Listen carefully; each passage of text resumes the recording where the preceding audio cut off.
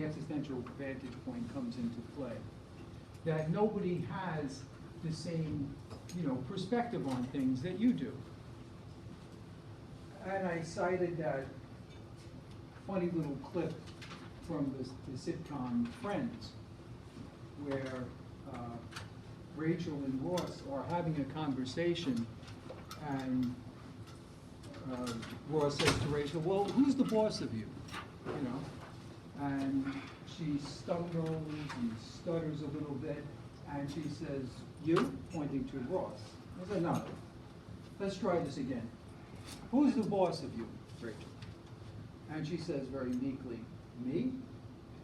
He says, "Yes, you. You're the boss of you." And why is that? Because you have this unique vantage point. Each one of us does.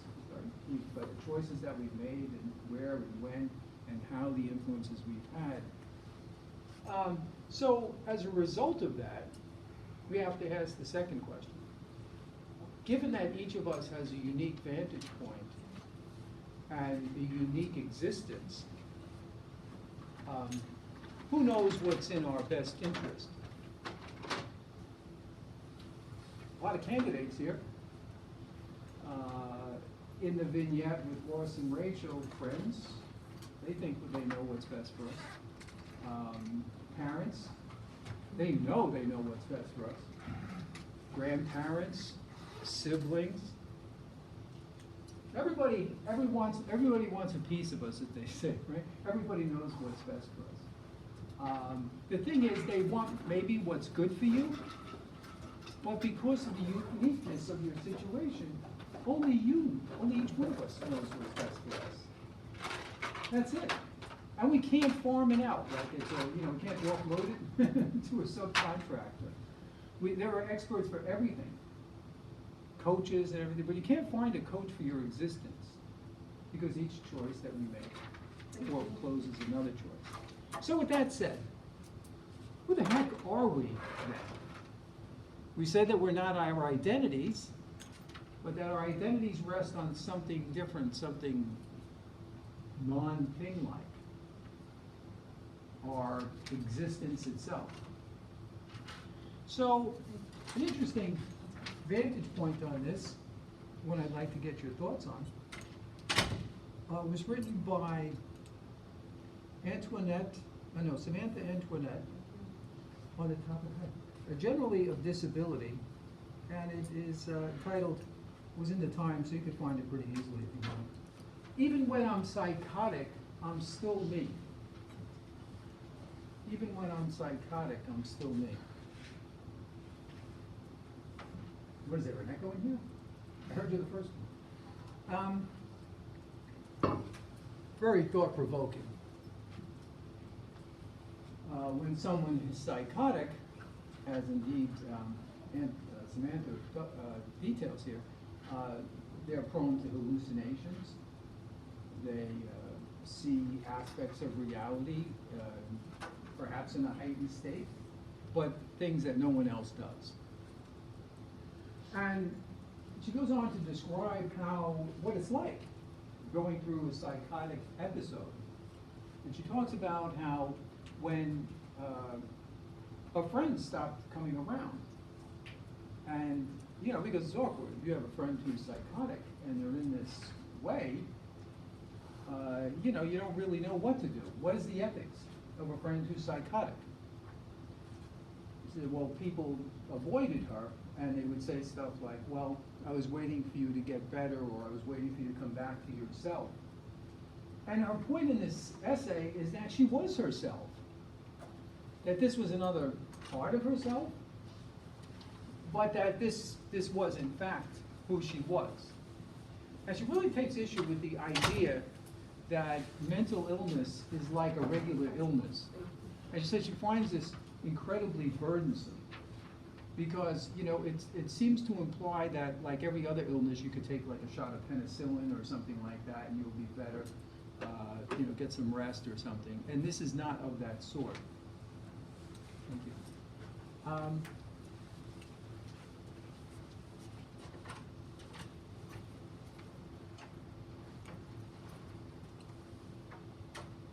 No one brings you a casserole or a pizza, but people frequently say that they were waiting for her to come back. So, what are your thoughts about this?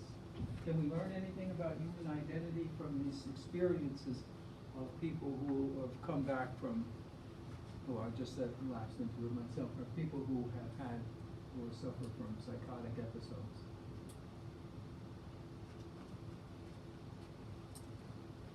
Sorry, can you phrase the question again? What do we learn about identity from people who come back from psychotic episodes and are insisting actually that that was not them, that was them. Right. But everybody else thinks that they went on some kind of holiday or something. They weren't themselves. Right. They were waiting for the real them to come back. To a lesser degree, you might run into this in other vignettes in your life, where people would say, well, you know, I was waiting for you to, you know, you could see he was stressed, I was waiting for you to come back. Yes, please. I guess we can learn that normal is kind of perceived by the culture, the society. When someone goes through a psychotic episode, they're perceived as not acting normal, although they might be acting like themselves. So it could have been their real selves going through the episode, and reality tries to shape them back into real, the real personality of the culture that person is. That's a really good explanation, really good contextualizing of it. Thank you. Other takes on what this thing is? I guess I never thought of it, but I guess it's just a different version of them. Like, someone who's an alcoholic and you're like, well, I was waiting for you to get better. And it's like, they weren't, that's another version of them. It's not comfortable for you, so you distance yourself so they become the normal that you think is normal. That's an interesting analogy, yes. Yeah, I think that's very interesting. Is it the same as an alcoholic or a drug addict? I think so, because they're still the same person, they just have an addiction that drives them a different way. Yeah. Because money might drive you. Yeah.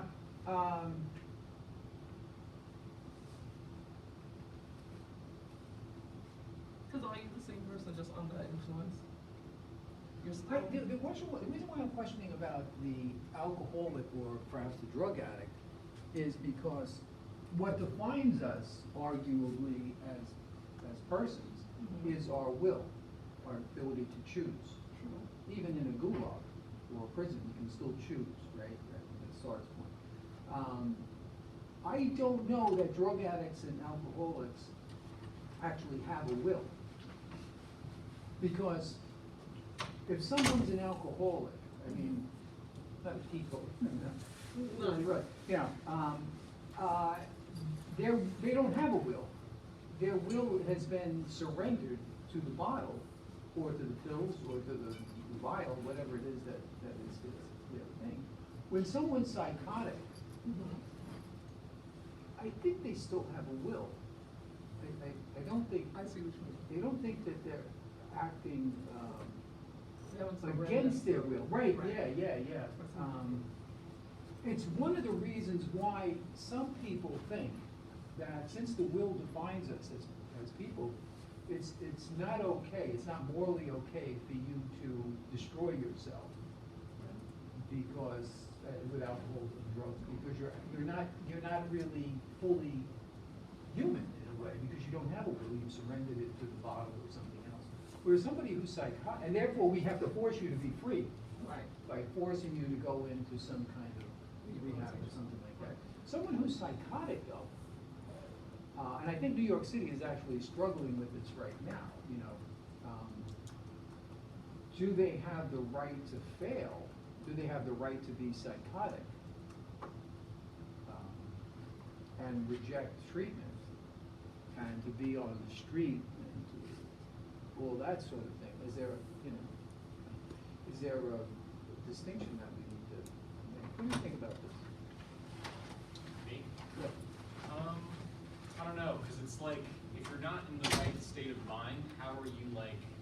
okay to refuse this treatment when it's like you're gonna, I don't know, be on the streets and I guess like cause trouble in that area and stuff like that. And if you're like I don't know, if you're like publicly making people uncomfortable and like kind of just being psychotic on the street, I don't think that's really good for anybody, especially the people that care about you. So it's kind of a weird gray area that the city's got to figure out.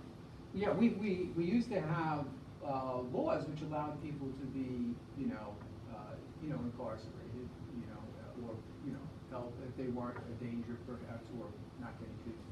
A lot of that led to, kind of abuses that we saw, like people being involuntarily committed to asylums and stuff, and receiving treatments that were just barbaric and stuff.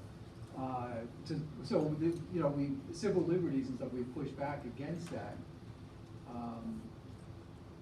But I think that what Samantha is saying is that at some level of her existence, she is kind of embracing her hallucinations. She's embracing her psychosis as a part of who she is, which, puts a big onus on everybody else, of course.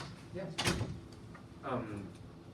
Could we think when someone is like, the example you give us, like someone who is mentally unstable, like who kind of like goes off from time to time, could we see this as a snap into a different mood? Because for me personally, I behave different when I see things I like, I love.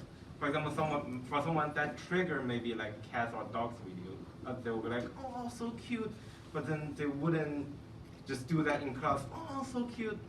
So when they get triggered, they snap into their oh, so cute mood. So for me, I also have a trigger, and then normally I just behave, I guess, like this, but then when I get triggered, like, oh my god, I love that thing, like something like that. Yeah. So can we see, like, for someone who brain goes unhinged from time to time, is that like a more extreme snap to a different mood that they don't show to other people normally? Yeah, to your point, well, philosophy has had a lot to say about this.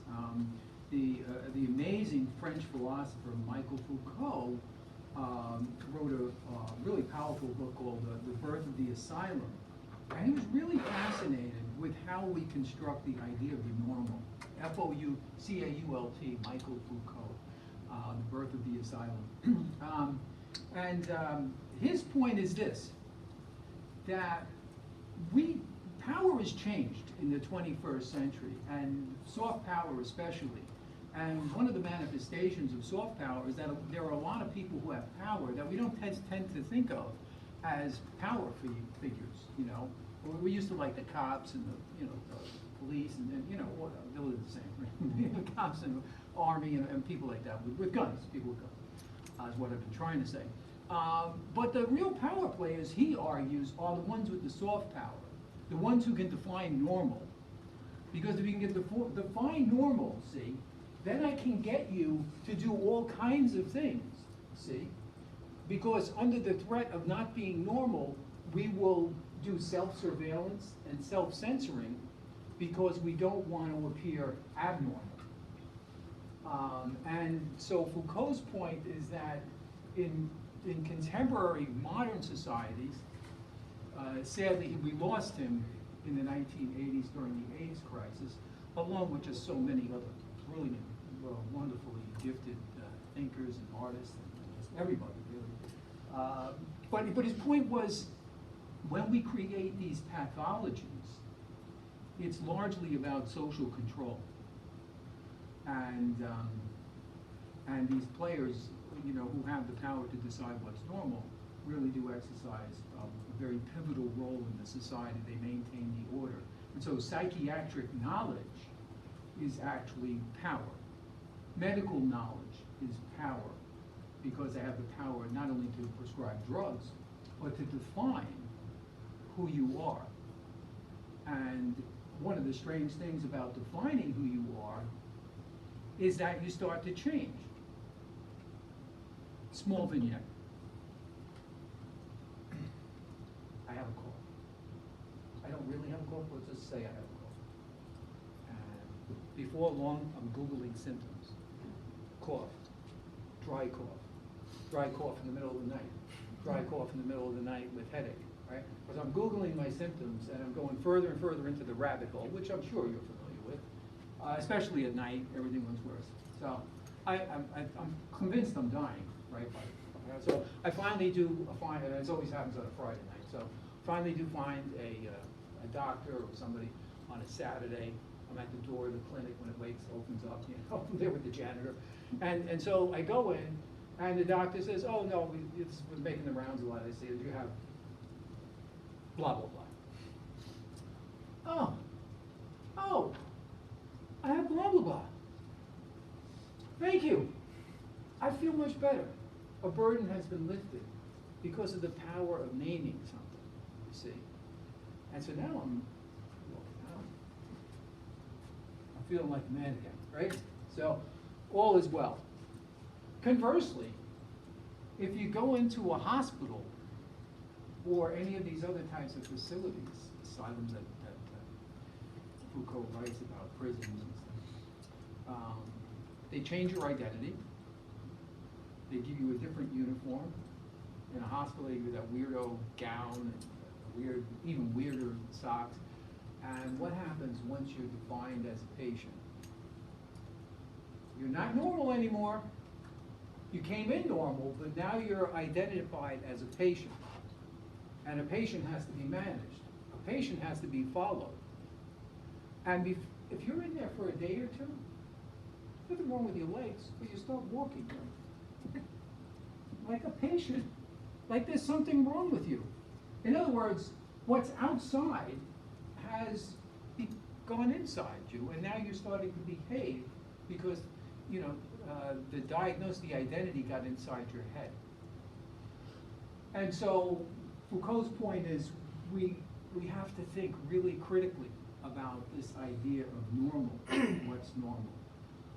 And the existential psychiatrist R.D. Laing, Scottish psychiatrist, to my friend's point, believe that we have what he called transcendental experiences which are kind of breakthroughs from, well, we only have a problem with them because we're constrained by thinking of things in normal terms. I'll tell you a little story.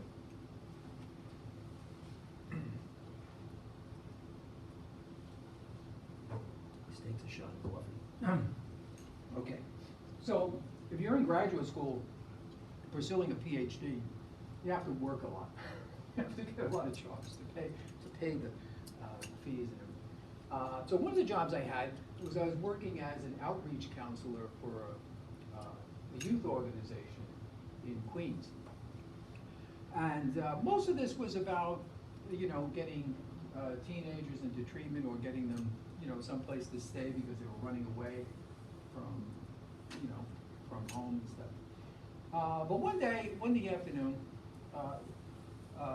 the director brings in a young man and asks me to take him over to the psychologist at St. John's University who's going to do an intake interview with him to get him placed. So I'm talking to him over there, and you know, they have this saying, globally sane, locally, insane, right? So it was normal conversation, but he thinks, I forget who the celebrity was, but he believes that he's a celebrity. I think it was Jimmy Durante or something. Clearly he's not Jimmy Durante. So, you know, I'm rolling with it and stuff, and I'm driving him over to see the psychologist at St. John's. And I'm not, you know, a nice guy, just a regular person. So I bring him in there, take him in, introduce him to the psychologist, and I go back in the waiting room, wait for him to come out. And then afterwards, he stands there, and I go back in to see the psychologist to see what he says, you know. And I say, whoa, I've been waiting my whole life for this. He's a grandiose paranoid schizophrenic. I've never seen one in my entire career, and yet this afternoon now I saw him. And I could tell he was like so excited to see this thing. And I said to myself, I had like that Sartrean sense of nausea. I'm like, this is a person, man. You know what I mean? This isn't some like laboratory specimen. Now you found the like, you know, the pronghorned, you know, moth or something, you know, and you can put it in your collection. It was nauseating. And I realized at that moment what Foucault was getting at. When we classify, when we define, we're moving things away. Yes, it's useful to say we have bipolar diagnoses and schizophrenia, all these things. It's a useful way to talk about things. But strictly speaking, the person in front of you is not that. They're a person. They're this. You know? And so this business of the normal is really a serious power play. And I think that's what this woman is trying to get at in this article, that she's still herself, even when she's psychotic.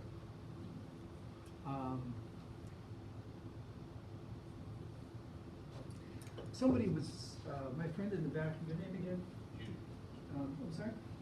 Jude. Was mentioning a really important point. You know, we go back and forth on the idea of whether it's ethical to incarcerate people who have psychosis and stuff, because they're, you know, arguably a danger to themselves and other people. And we go back and forth on this. And we'll go, and as I said, Eric Adams is going through this right now. The problem is that during the Nazi era, the Nazis forcibly sterilized people they defined as abnormal. You know, like one of them is a famous psychiatric activist, Dorothy Beck, who was sterilized by the Nazis because she was judged to be schizophrenic. So who defines us and how they define us, my friends? That's a really powerful thing, you know? And the existential vantage point is, of course, that only you can define yourself. How can anyone else define you? Any thoughts on this stuff? Yes, please. So if, for example, someone or some organization or some government have the control of moral code, they can morph the moral code into their liking, and so this is, as what you say, defining the society, defining the people, defining what is normal. So that would also change the social norms, right? Sure. So, or should I say that the social norm, like people will tend to follow social norms, because if you don't follow social norms, you're regarded as abnormal, like you're not a normal person, or like what is wrong with this person. But if someone or some organization has the control of moral code, then they will have the control of the social norm as well. So for example, what you just said about the Nazis, I assume back then the social norm is like those who are not German, those who are not Aryan race, is that the name? Right, sure, you got it, you know. Yeah, are not as superior as us. So the social norm would be like, you better act normal. You're already not as good as us, so you better act normal. If you act abnormal, then we have an excuse to like sterilize you, Right. or something like that. So that's the social norm back then. And Nazi, who have control over the moral code, they change the social norm to their liking. Yeah. And we talked about this in the context of Animal Farm in 1984. Right. But the distinction I want to draw for you, I don't think George Orwell does this, is there's a distinction between state and culture. So now the state can have control over this, but culture is a lot more difficult to control, because you have artists who are avant-garde, you have, you know, underground things, and the kind of the spirit that's percolating in the subconscious. The best word is the subaltern, you know, social movements, the civil rights movement, for example, the environmental movement, right? They have a formal part.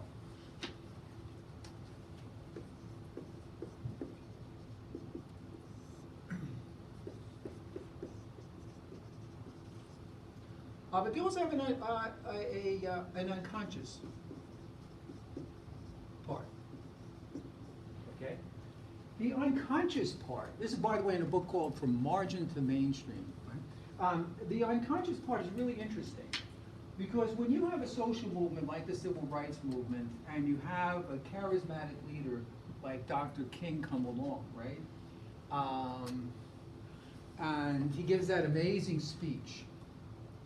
Okay, he's not just addressing the formal drive for equal rights. He's tying into those deeper hopes, dreams, aspirations, but also fears that reside in our collective unconscious, you see?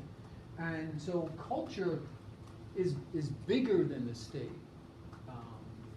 That's why sometimes you see in the lives of states, you see things will go along, they seem like nothing's going on, nothing's happening, and then all of a sudden, boom, there's a revolution or something. Well, it's because although it seemed to be on the surface that everything was calm, but underneath the surface, things were really roiling, you know? So that just needed a catalyst for that. Okay. One additional point about this brief piece here. In Heidegger, I talked about him a little bit, talking about him a little more today.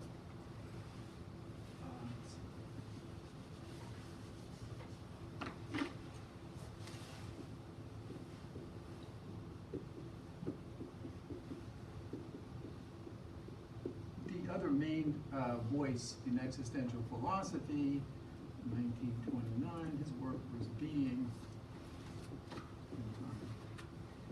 which we'll talk about by and by.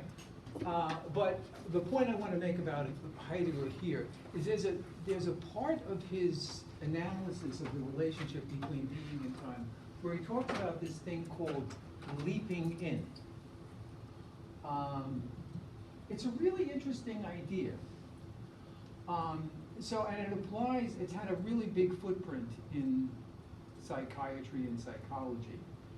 It's the idea that when someone's in therapy or when someone's trying to make their way towards authentic ownership of their vantage point, another person can try to leap in, as he says, and provide an interpretation of what it is that they're experiencing. So you remember 2 weeks ago we were talking about existential crisis and existential emotions and stuff like that. Well, suppose you're going through an existential crisis. Things are not really making sense in your life. You're at a boundary point or a place in your life where you know that something's not working and you have to change, but you don't quite know exactly what it is. Okay, now imagine someone comes in and says, well, you're just feeling that way because you're in college. All college students feel that way, this is just a phase you're going through. You'll get over it, So it's when people when you're trying to wrestle with your existence, come to terms with it, and some other person, it could be a psychiatrist, it could be a psychologist, it could be just a friend or something, comes in and tries to rob your experience and essentially put a Band-Aid on it, or to basically stop you from encountering your own existence. I'm going to give you a ready-made phrase for what it is you're experiencing, rather than honoring the uniqueness of your vantage point and allowing you to speak your voice. I'm going to provide the phrase for you. So we have phrases for everything. Well, that's just the way it is. Oh, you'll get over it. Is that similar with your blah blah blah thing when you go to visit a doctor? Well, this is a little different. This is where someone is interpreting the meaning of your existence not some kind, in other words, not a malady, not a specific thing that you have, Right. but the meaning of what it is that you're going through. Right. Okay? And sometimes people are very well-meaning, and they'll kind of leap in. That's his phrase for this.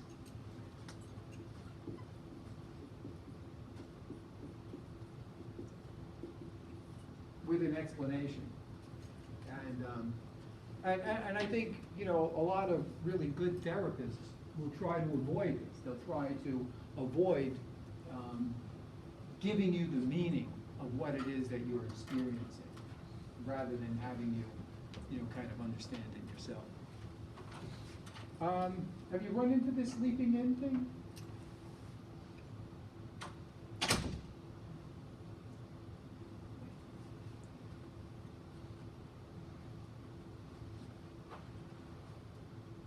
Sorry, the sleeping what? Leaping in. That's where someone comes in and tells you what it is you're experiencing. Yes. I'm not sure how accurate this is, but they kind of went over something like this in the movie Girl Interrupted. Great movie, unbelievable. I Yeah. liked it too, yeah. I know that they kind of kept the diagnosis from them. I don't remember exactly why, but it was like, Yeah, just no. didn't like not knowing. Right, yeah, the experts, you know, we know better, we know what's best for you, yeah. Yeah, that's wonderful, wonderful example of a lot of this, yeah. Now, those of you who haven't seen Girl Interrupted, yeah, it's worth a look, it really is, back to the classic. You know, in more extreme cases, you know, the diagnosis, you know, and this sort of stuff is already all set in, and the person becomes that identity and stuff. But, you know, in more, this is more a process, a phenomenon of the everyday world, that sort of thing. Okay. Let's talk about another issue, the relationship between existentialism and art, which is kind of an interesting vantage point, an interesting window into philosophy.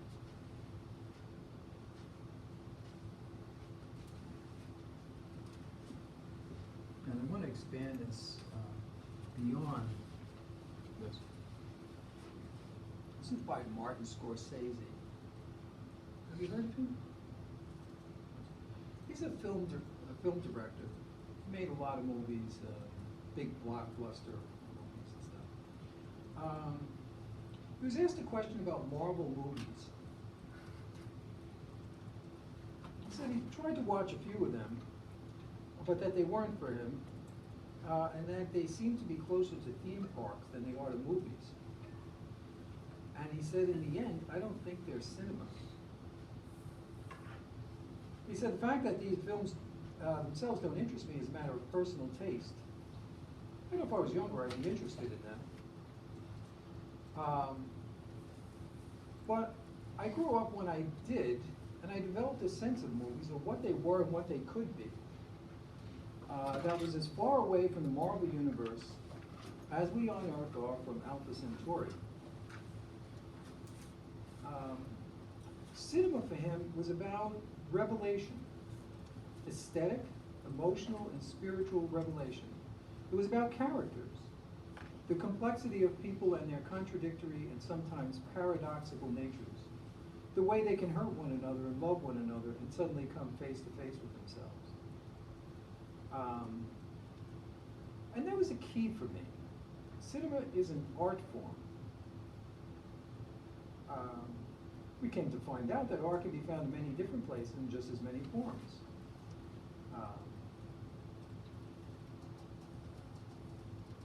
It compares a movie like Alfred Hitchcock's Psycho to the kind of movies that are made today. And he talks about the powerful emotions that are at work there. He says that many of the elements that define cinema, as I know it, are there in Marvel pictures, But what's not there is revelation, mystery, or genuine emotional danger. Nothing is at risk. What do you think about that? Any of you familiar with Marvel movies? Yes, please. So what do you think? He's throwing some shade here, right? At Marvel I movies. mean- Saying they're not really art because they're not revelatory, but really he's zooming in on this idea of risk. Yeah, I agree that like film has sort of transformed where it sort of feels a little more fake and like people, like directors trying to get some more money and just trying to make the big profits. But I mean, it's also the reliable or not reliable, relatable aspect of the film. Like I'm not gonna see Hulk in the street, you know. So I think just it's hard to be very, like, it's hard to live in their shoes. Just a complete fantasy that doesn't really do too much with it. So do you agree with him, or you think it's a? Yeah, I agree that film sort of, it's not as, I guess, authentic in a way. Okay, yeah. Other takes on Marvel films? Yes. Personal opinion. Yeah, sure. First of all, personal opinion, of course.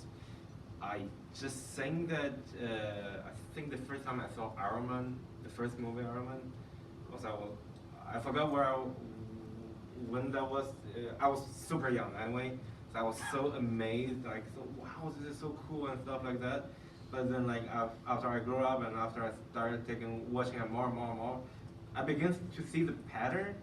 And then after I watched every Marvel movie until Infinity War, and then after that I just decided to stop because the pattern is just way too obvious, and then personally the movie is getting worse, and because every time I see Marvel movie, it feels like to me it's just the same pattern over and over again, but like different character. Okay. That's it. So like. It's just no longer for me. So, yeah. But they do have great great actors. Oh, yeah, right. But so what about this idea of risk and art? It seems to me that's what he's really zeroing in on here. There's a wonderful poem in a collection called "A Coney Island of the Mind." What a great title, right? For a book of poetry. By a fellow named Lawrence Ferlinghetti. And he compares the artist, you see, to a tightrope walker. And what's the tightrope walker risking? It's constantly risking absurdity. Right? That's the risk that the artist takes. Could get panned, but beyond being panned, it could be viewed as absurd, meaningless. And if you're an independent artist, if you're a film director like Scorsese, it's on you, man. You know, it's yours. Marvel movies, he's arguing that franchise Marvel movies are created by a committee and big conglomerates, and consequently, there's no risk there. It's like a guarantee. If this one doesn't work, this one's a bogus one or something like that. We'll just go back and we'll focus group the ending. We'll do different endings to see which one the audiences like the best, and we'll go with that one. Yes, Josh? I feel like on that point, for them, there's not like a lot of risk for making like a subpar movie or one that they think that will do well, just because they're going to be putting out so many more movies, and there's always going to be some group of people who like that movie just enough for them to have to make a movie. So it's a guarantee. And the other political economy of this is it's harder and harder for people who make like the kind of movies that Scorsese makes to get movies to play them, because they want the big bomb with lots of pyrotechnics and stuff. Yeah. Isn't Netflix doing the same thing? Sure. They're just getting more and more TV series, and they don't even care the quality. Just get more and more authors. Like one of them has to be a hit. I think that. Yeah. What do you think about this? I mean, honestly, I enjoy movies a Yeah. lot, and there's obviously like different genres. Sure. Right. So then I say, if I want to see risk, if I want to see other parts of the world that I don't see in Marvel, then I choose to see something else. So And I it's- understand that you're, you know, that Yeah. he's saying, talking about Marvel movies, but then again, it's like, it's a different community, it's a different audience. So, I would have liked if he were to have critiqued someone that he is on the line with, Right, instead of comparing someone that does different movies. yeah. Absolutely, like, different movies. Yeah, I think that's a good point. The thing is, his point would be there are people who have done those movies and they've been slammed individually, right? And you know, and it's they're taking a creative risk. The risk element in art is really what I think we need to zero in on here. Let me see this, another point. Streaming has become the primary delivery form. That includes me. I'm speaking as someone who has just completed a picture on Netflix. And it alone allowed us to make The Irishman the way we needed to. And for all that, I'll be thankful. But no matter whom you make your movie with, the fact is that the screen in most multiplexes are crowded with franchise pictures. And if you're going to tell me that it's simply a matter of supply and demand and giving people what they want, I'm going to disagree.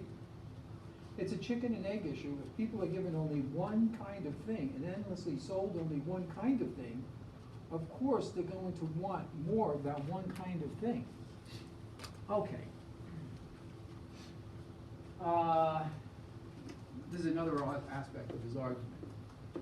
The fancy Greek word is telos, purpose, end.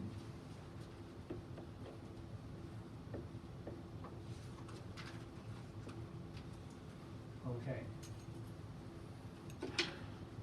So when I was young, I don't even know if they still have this stuff anymore. There was a wine, I hesitate to use the term, called Ripple. And it was like, it was terrible. And I knew it was terrible, but it was like cheap wine that you could have on like a Saturday night with your friends and stuff like that. Lots of it, right? As you get older, you know, your palate changes, right? Become more interested in more nuanced things that taste better, right? You know, maybe when I was 16, even bad pizza was good, right? But now, you know, I like artisanal pizza. You know, I like it if it's got a little bit of, you know, touch, a little bit of nuance, right? So there's in other words, within us, there's a telos to the higher pleasures in life, the more refined things. And so his point is that if we constantly keep people at the level of beer nuts and Budweiser, they're never going to experience Grand Cru Bordeaux and Thai food. See, so that's what he's saying about art. You know, that we have to allow people, we have to respect people enough to recognize that they do have this growth or development in them. I can't say I had a friend who was a developmental psychologist. She used to always give me heck for using the word growth. It remind me, you know, we're not plants. You know, we're not growing, we're developing. Oh, but anyway, I digress. But there's a you know, we want more refined pleasures in life,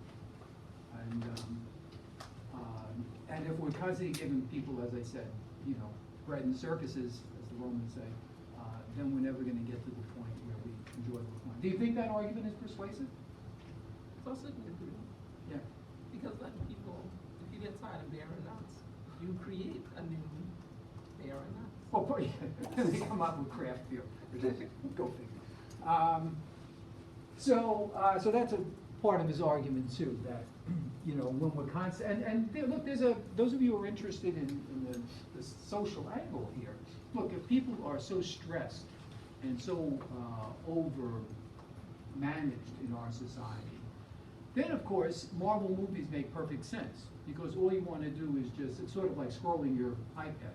It's all you really have the energy or attention for. You know, you don't have the attention for reading Tolstoy or something. right? You have the attention for scrolling and looking what Joe's doing on Facebook right now.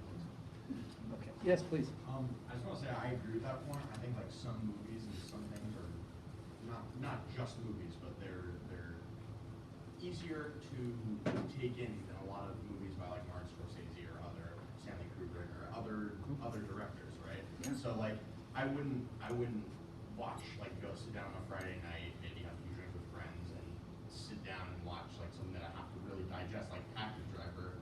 I want to watch something more will get everyone involved and have a better time. So the social element, that's good. Yeah. I never thought of that. Yeah, it's an interesting point. Yeah. Anyone else want to weigh in on this? Great, thank you for that.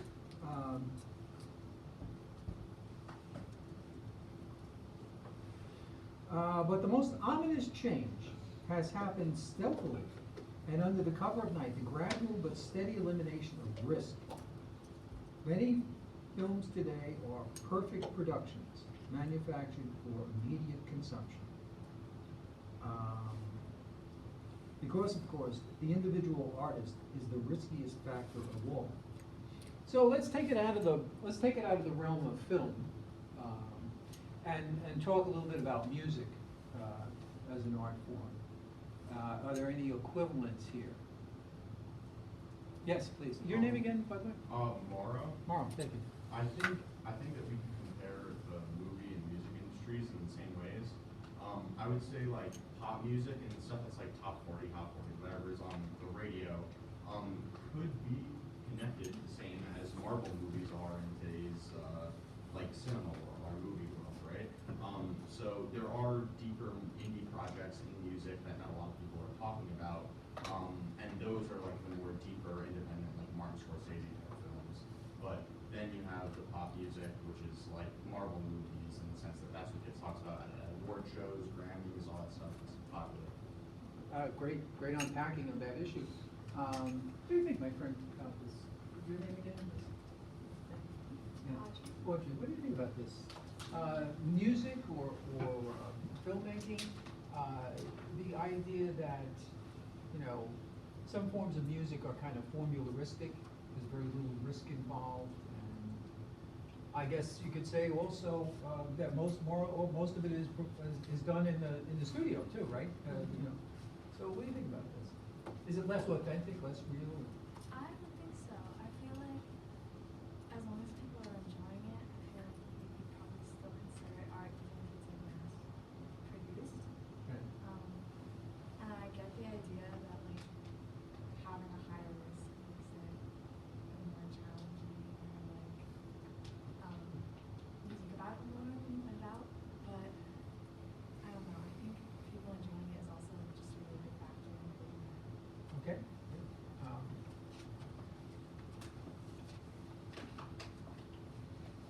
But you know, you don't even have to sing, right? I mean, a lot of the performance, you know, singing, you know, band and stuff like that, is lip syncing now, and it's all about the, you know, the pyrotechnics. Look, it's a great show, an amazing show with the pyrotechnics. You know, look at me talking about pyrotechnics. Could you done? Pyrotechnics, and also, you know, the glitz, the choreography, the dancing. It's all great, but the art, the music, the sound, it's not there in a way, right? I mean, what do you think? Something I hear people talk about is like an artist when they're beginning of their career, they're making more mass marketed songs, like popular songs, and then as they get some notoriety, like where they can actually try doing more riskier things, that's when their real, more experimental sound comes out. So I heard someone talking about Beyonce, like earlier in her career she was more pop songs, later on in her career she's doing more experimental stuff. Well, you know, I can respect that. I mean, I think there are lots of writers who have to kind of, you know, do something first and get a name, and then they come out with what they really want to write. I feel like because AI art is still called AI art, even if it's like completely like generated by a robot. And there's lots of controversy right now about like there's like a subreddit I heard a story about, like, that thought this guy was posting AI art, so he got like kicked out even though it wasn't AI art, but just because it like looks like it was like kicked out. So I feel like that's something to think about because it actually. Yeah, I mean, that's a really wonderful, all of these things are really wonderful examples.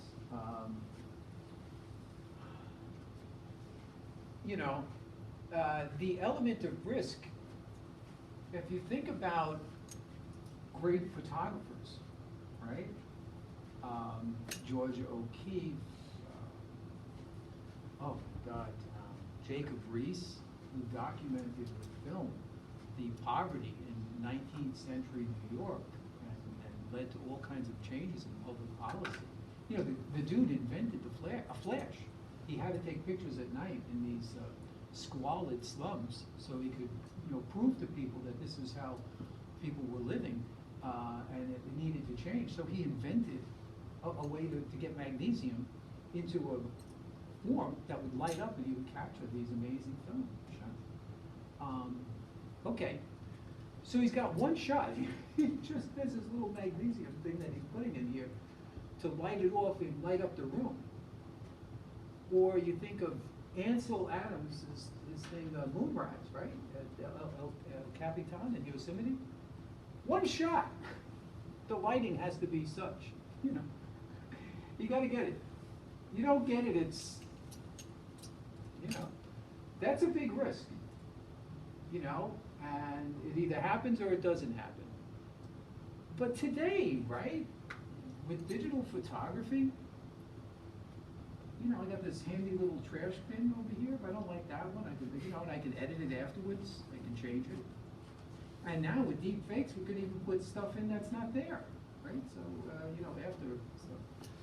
So a lot of different aspects of this issue of risk. It's way beyond what Martin Scorsese is saying. Heidegger is saying pretty much the same thing in Being in Time. He's arguing that technology has given us ready-made phrases, and it's made us very comfortable. It's eliminated the risk from our lives. And that's good in some ways, but it really is problematic in other ways.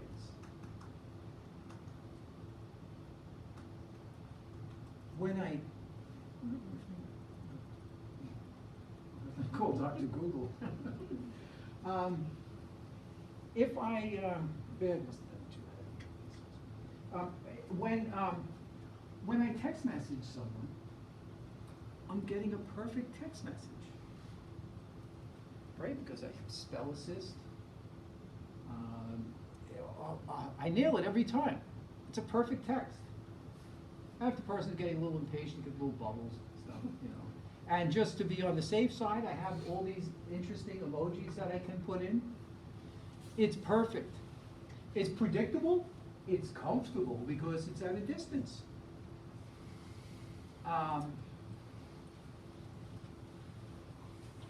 But see, when we talk, it's not that way, right? It's a risk. It's sometimes awkward. It's anything but perfect. Oh my God, did I brush my teeth today? Why did I say that? You know, all kinds of stuff goes on. When you're actually having a real conversation, you're taking a risk. And that's part of the problem, is that technology gives us this kind of comfort and a risk-free existence, but it's taking something away. It's taking away risk, which is an important component of being in touch with you know, with your own existence, let's put it that way. Thoughts on this part of things?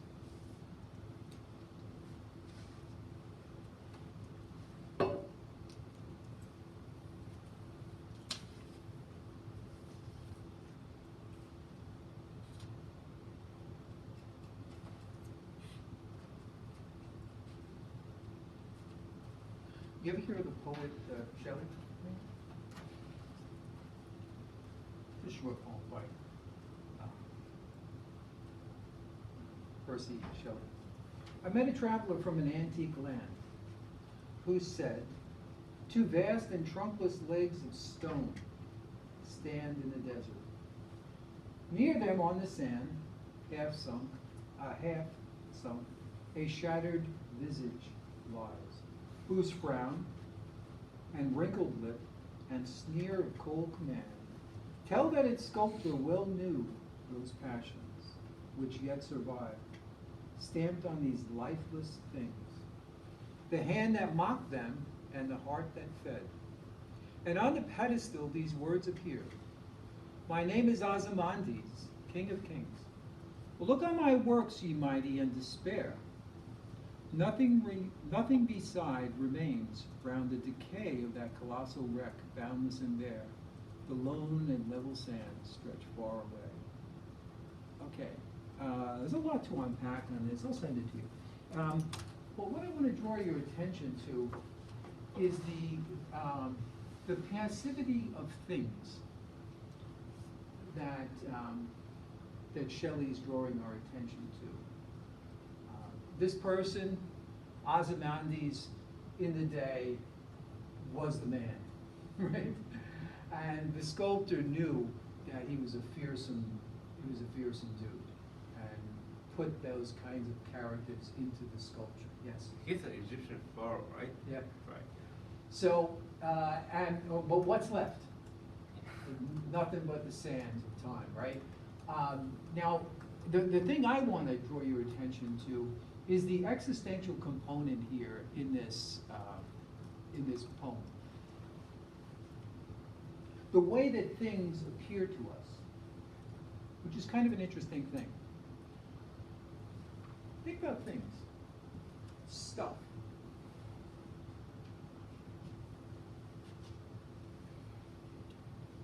So, not long ago, I think I referenced this, I lived up in Maine. And one of the interesting things about Maine is, you know, it's a very rural state.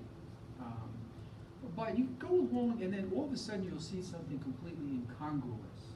Right? I was driving along one day, and there in the middle of absolutely nothing was this car lot, you see. It was like an antique car lot. Like in the middle of nowhere. Nothing else. There's a road, but that's it. And they were selling these vintage. Well, they weren't even. See, they weren't fixed up or anything. They were just like vintage old cars. Let's just call them old cars. And so I found it irresistible. I pulled into the parking lot to take a look at them, and they were these old big dinosaurs from back in the day, like a big old Lincoln Continental. Just went on forever with the big. And then there were some old DeSotos. They don't even make these anymore with wings. Like wings, and the gas was in the back, and the fenders were huge, and I knocked on them. They were like hard, and the interior, like they wanted to send a message that this was the space age. You see, that's why they had the wings. So it looked like an aircraft. You would be taken off in an aircraft in the 19th, because I had brushed steel and stuff, old dials and stuff. Very, very visually interesting. But here it was on this lot, you see, just looking like a thing, you know, like a memento of a time gone by. And Heidegger was really struck by this aspect of things, that they can have this kind of passivity to them, where they are just things. But then they can also have this other way of being, which is when you get into the car. If you've ever gotten into one of these old cars from like the 60s, the early 60s, and you turn the ignition, it's like boom, you know, and the whole car shakes. And when you hit and things are not smooth like now. They're like tough, and the whole kind of vibe of the experience is different. And so, but it's the distinction, you see, between the passivity of the item and when it is actually in use, when you're actually doing something with it, that really fascinated Heidegger. And he said, look, there's this prior level of reality that we need to pay attention to. before we understand the world and things, before we catalog everything and start describing it and break down its spectral matter and stuff like that, before we get to that, things have this curious quality where they are either present at hand,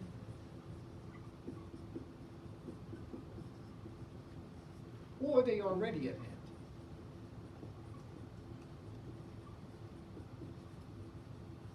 Now, present at hand is passive.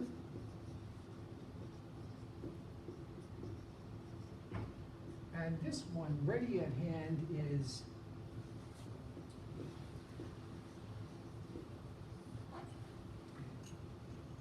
and it's fundamentally different.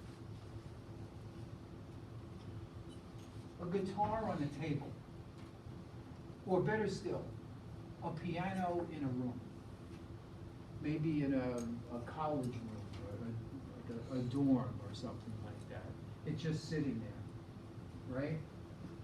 And then someone comes over, sits down, and starts tickling the keys. It's converted from something that was just an object in the room to something fundamentally different. It's now ready at hand. And Heidegger's take is that we don't really understand the world in its complexity unless we see this more fundamental reality that the world has, this more fundamental face that the world has.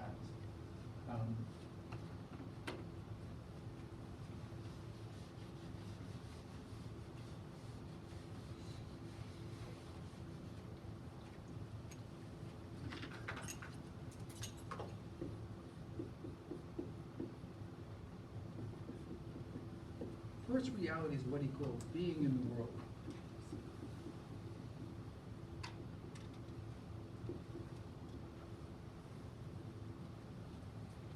That's our most fundamental way of being. Before we are anything else, before we're a sister or brother, a carpenter, a student, or anything like that, we are a being in the world, and we act. We act on the world.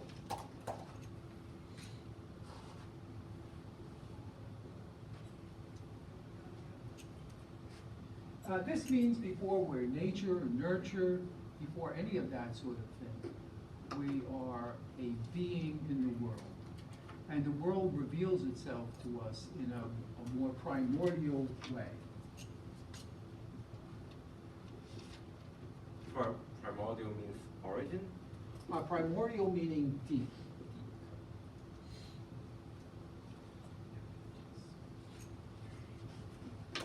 So, I don't need to think about the hammer. When I see the hammer, I automatically know, because I have this more primordial relationship to it. I pick up the hammer and I'm using it. That's my first. Now, after that, I can analyze it. I can say, am I using the hammer? Do I have good technique and stuff like that? But my first relationship to the world is this being in the world, where I encounter the world either as present at hand or ready at hand. And if we're interested, the world can reveal itself in so many really interesting ways to us. Things can be ready at hand, part of a world,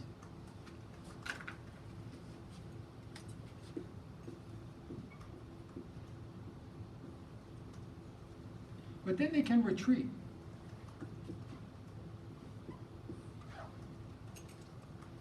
So, I also taught at the University of New Hampshire, and to go from the University of Southern Maine to the University of New Hampshire, I used to take this little road, back roads, of course, and there was, one day I was driving along, and this was cool. It was old, abandoned, like a lounge, right? It was like a bar, like a club bar back in the day. but it was done like a Polynesian style, like a tiki bar. So it had like the roof, but it had like all fake like plastic palm trees that had fallen into disrepair, and other kinds of Polynesian themed stuff. And there was like a hurricane link fence all around it, but it had completely deteriorated, you see. It was just falling apart into wreck and ruin like Ozymandias' statue. And I realized that this decay was something. And I want to draw your attention to decay, not tooth decay, regular decay, and how instructive it can actually be.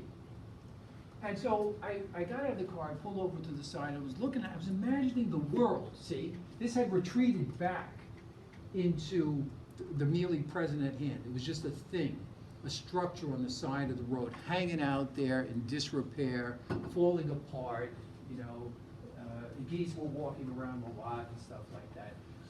But I could sense that in the day, maybe in the 60s or something like that, when this last saw life, I could imagine people coming into the parking lot, you see, maybe going out on a date or something. And I could imagine this whole world, which made this active. And this thing which had fallen into passivity and retreat referred to another world that didn't exist any longer. But that, you know, you could still get a sense of, you could still see in the residue, as it were. Closer to home, over right on the border of Portchester and Rye, right by 287, there's the remnants of an old hospital, United Hospital. And this thing is huge. It's like a big old hospital, and again, it's got the hurricane link fence around it because they don't want anybody going in there. But it's and it's fallen into disrepair, and it's just retreated back into this other way of being. But you can imagine like a different world of medicine that took place in this thing. Everything was concentrated in one building, you see. Now, if you think about medical care today, medical architecture today, it's spread out. There'll be facilities all over like Stanford or Greenwich or something, or New Haven. They're not housed in one central building, you see. So these things speak to us. They speak to us of these worlds that did exist, where people were experiencing them and actively engaging with them, and this, what we come upon now, this world of passivity and inertness.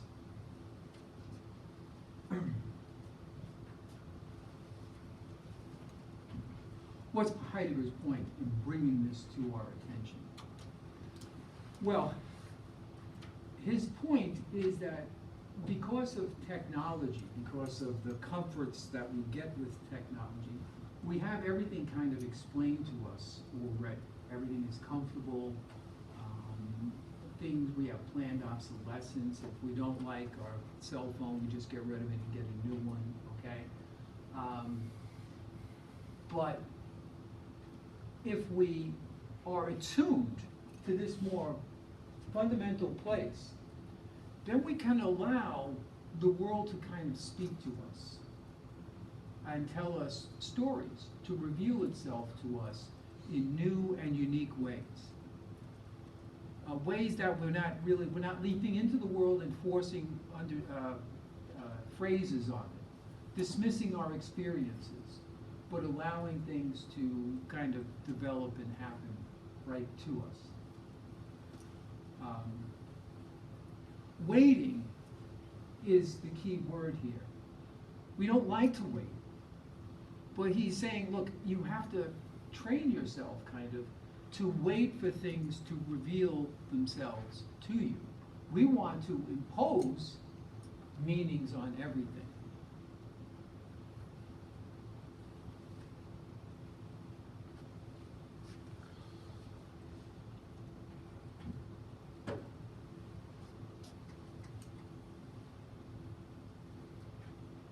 Thoughts about some of this?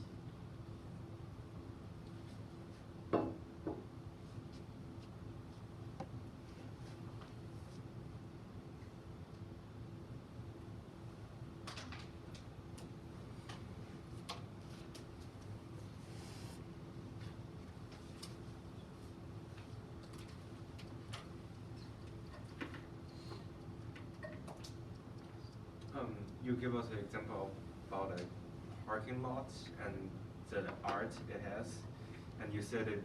You can imagine what it looks like in the '60s. It must be brilliant and stuff like that. But now it's just like hulk and like nothing.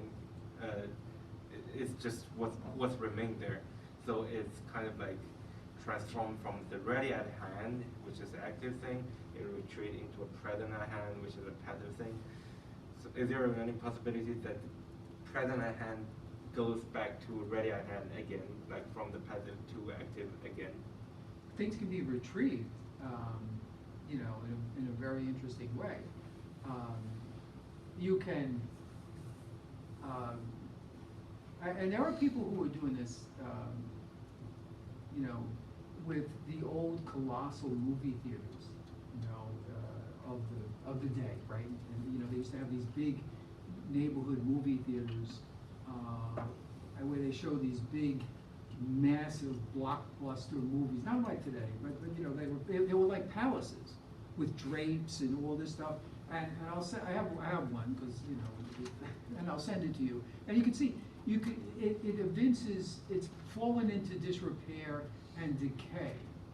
But because of who we are, we can wait on the picture of this and allow it to speak to us about this.